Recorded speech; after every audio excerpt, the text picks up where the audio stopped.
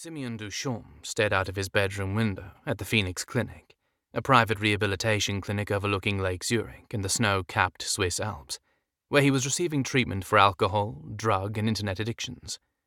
Sim was addicted to sex, too, but he would rather die than admit to that, and spend his life trying to abstain from cock.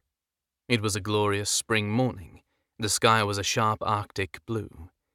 Thickets of trees on the perimeter of the vast wooded lakeside grounds swayed in the gentle breeze.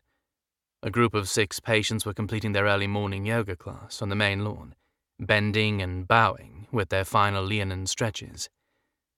Simeon watched the group do their sun salutations, downward dogs and child poses, secretly wishing he were with them, and that he could stay cocooned and pampered at the clinic forever.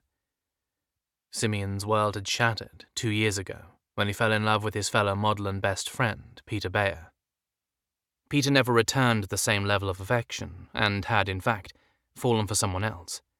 On discovering that Peter was in a relationship with painter Emily Raven, Simeon couldn't cope with what he saw as rejection.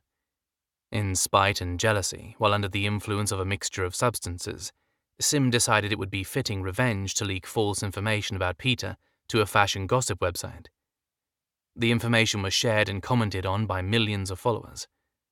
The fallout from that sorry exercise was nearly disastrous for Peter's career. Clients falsely believed he was walking away from his contractual obligations, and he was deemed unreliable and unprofessional. However, after Simeon's exposure as the source of fake information, his career began to falter. Clients refused to work with him, friends dropped him like he was on fire, and the backlash became intolerable.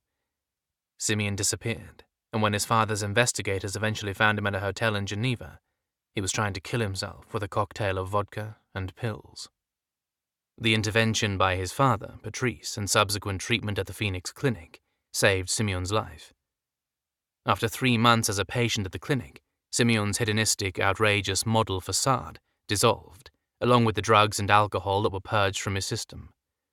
Beneath his camp party boy mask, there was a quieter, more introspective, sensitive young man, a man who felt everything too keenly, loved too deeply, and could not cope with the pain of loss and rejection.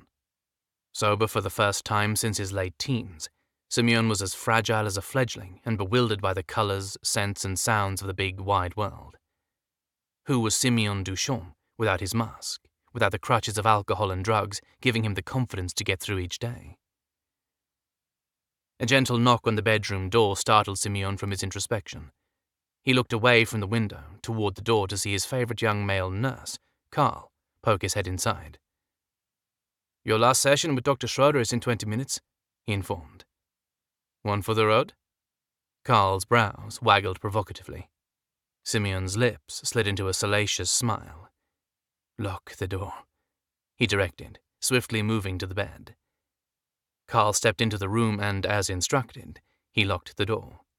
Simeon began by removing his t-shirt and then unbuttoning and sliding out of his jeans. Carl kicked his soft-soled white croc clogs off and discarded the lightweight nurse's uniform of white trousers and tunic shirt in seconds. Simeon stood, his eyes appraising the slender, boyish form of the 28-year-old nurse. Carl had offered a pleasing aside from the trauma of therapy. He was Simeon's type, blonde, blue-eyed, eager to please, and deliciously well hung. Carl approached and pulled Simeon into a deep, messy kiss.